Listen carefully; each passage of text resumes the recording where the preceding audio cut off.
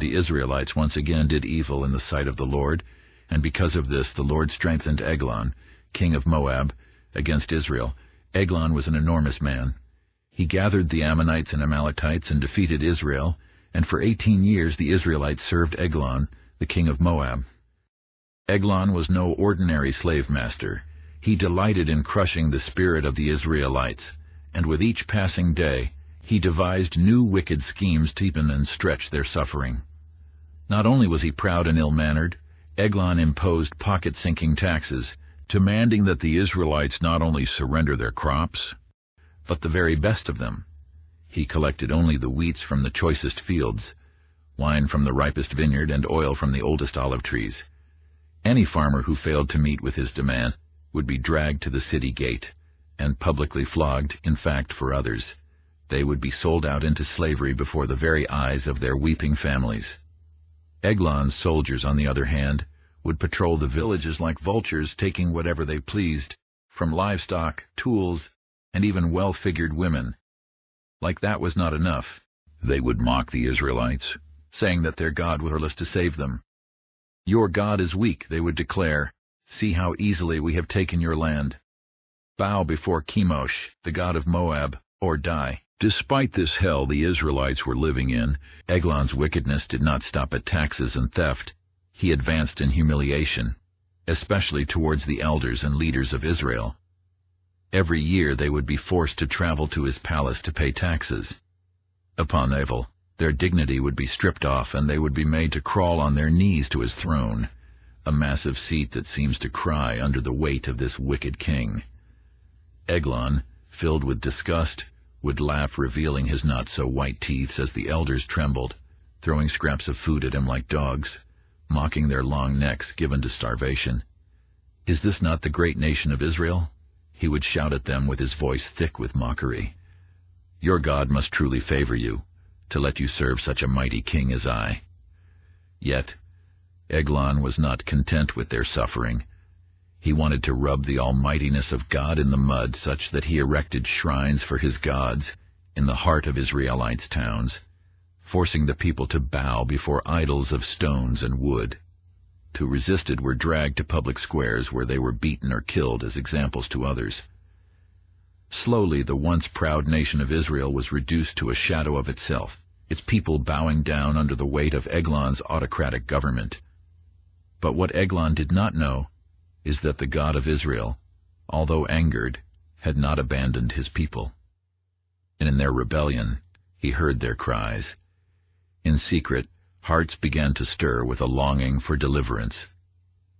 Then the people of Israel cried out to the Lord, and the Lord raised up a deliverer for them, Ehud, the son of Gera, a left-handed man. The people of Israel sent him with a tribute to King Eglon. Ehud made for himself a sword which gained an edges was about 18 inches long, and he fastened it under his clothes on his right thigh. He brought the tribute to Eglon, king of Moab. Now Eglon was a very fat man. When Ehud had finished presenting the tribute, he sent away the people who had carried, but he himself turned back from the sculpted stones near Gilgal and said, "I have a secret message for you, O king." The king commanded silence, and all who attended him left the room. Ehud came to him as he was sitting alone in his cool upper room. Ehud said, "I have a message from God for you." As the king rose from his seat, Ehud reached with his left hand, drew the sword from his right thigh, and plunged it into the king's belly. The hilt also went in after the blade, and the fat closed over the blade, for he did not pull the sword out of his belly. Then it came out in the back. Ehud then went out to the porch and closed and locked the doors of the upper room behind him. When Ehud had gone, the king's servants came. When they saw that the doors of the upper room were locked, they thought, "He must be relieving himself in the cool chamber." So they waited until they were embarrassed, but still he did not open the doors of the upper room. Then they took the key and opened them, and there was their lord lying dead on the floor. Ehud escaped while they were waiting. He passed beyond the stoltal stones and escaped to Sarah. The news of Eglon's death spread about like wildfire.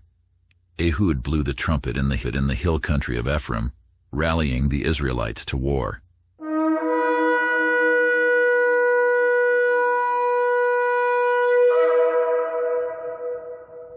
"Follow me," he cried, "for the Lord has given Moab, your enemy, into your hands." Inspired by Ehud's courage and God's deliverance, the Israelites rose as one and defeated the Moabites in a decisive battle. The Jordan against the Moabites, and did not allow a single man to cross over, and they struck down about 10,000 Moabite men, while strong, able-bodied men. Not a single man escaped. So Moab was subdued on that day under the hand of Israel, and the land had rest for 80 years. Ehud's left-handedness, which might have been seen as a weakness, became his greatest advantage. The sword, though lost in Eglon's body, became a symbol of freedom, its sacrifice securing Israel's liberation. For years after Eglon's death, Israel enjoyed peace and prosperity. The loss of a sword and the death of a king became a reminder that no oppressor, no matter how powerful, can stand against the will of God when he chooses to act through his people. This tale reminds us that courage, faith, and obedience can turn even the most impossible situations into victories. Like Ehud, we are called to rise to the occasion, trusting that God can use the smallest tools and the most unexpected people to bring about his deliverance.